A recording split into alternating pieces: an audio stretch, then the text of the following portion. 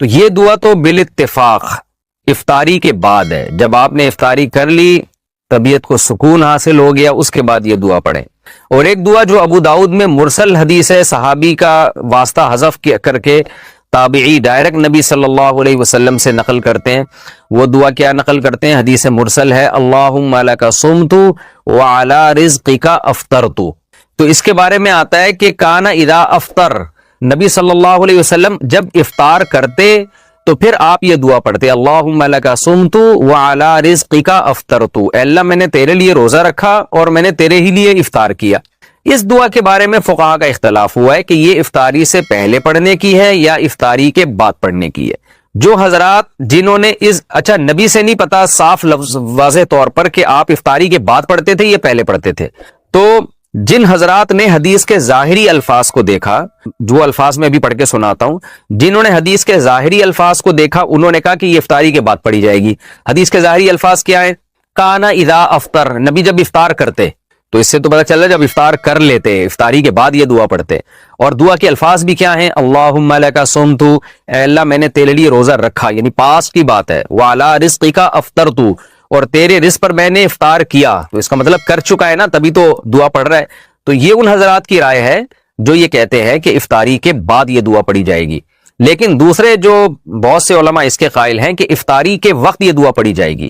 ان کی دلیل کیا ہے؟ وہ یہ کہتے ہیں کہ جو کام ہونے والا ہوتا ہے اسے بھی پاسٹ اور ماضی کے صیغوں سے تعبیر کیا جاتا ہے.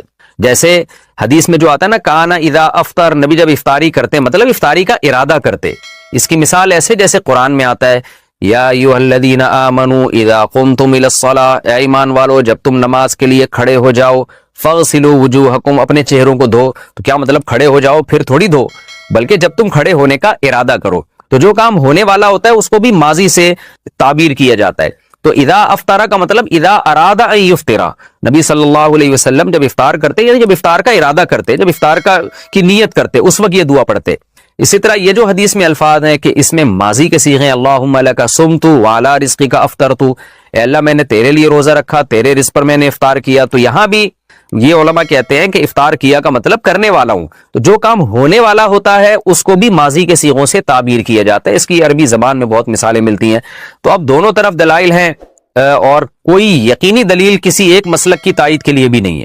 البتہ ہماری رائے میں یہ جو دوسرا موقف ہے یہ زیادہ دلیل کے لحاظ سے اس لیے افضل معلوم ہوتا ہے. دوسرا موقف کیا ہے کہ افطاری سے پہلے پڑھنی چاہیے یہ دعا، یعنی افطاری کے وقت، افطاری کا بالکل ٹائم ہو چکا ہے تو آپ کھجور کھانے سے پہلے، پانی پینے سے پہلے یہ دعا پڑھ لیں، اللہم لک صمت وعلی رزقک افطرت، یہ پڑھ کے آپ کھائیں. تو وہ یہ موقف ہماری رائے میں اس لیے ہے کہ تعامل ناس ہے، عامۃ المومنین اسی پر عمل کرتے چلے آ رہے ہیں کہ عام طور پر یہ دعا افطاری سے پہلے پڑھی جاتی ہے.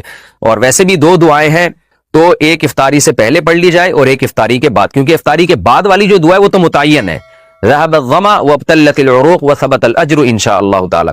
تو ہماری رائے میں یہ دوسرا موقف زیادہ بہتر معلوم ہوتا ہے، تعامل ناس، لوگوں کے عمل کی وجہ سے.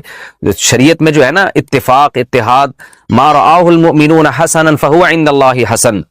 عبداللہ بن مسعود کا قول ہے کہ جس چیز کو مسلمان اچھا سمجھتے ہوں اللہ کی نظر میں بھی وہ اچھی ہوتی ہے. تو 1.5 اینٹ کی الگ سے مسجد نہیں بنانی چاہیے، جب جس پر سب عمل کر رہے ہیں تو اسی پر عمل کی جائے، جبکہ اس پہ دلیل بھی قائم ہو. تو بہرحال دونوں طرف دلائل ہیں. کسی ایک موقف پر سختی کرنا، دوسرے کو برا بھلا کہنا، یہ درست نہیں ہے.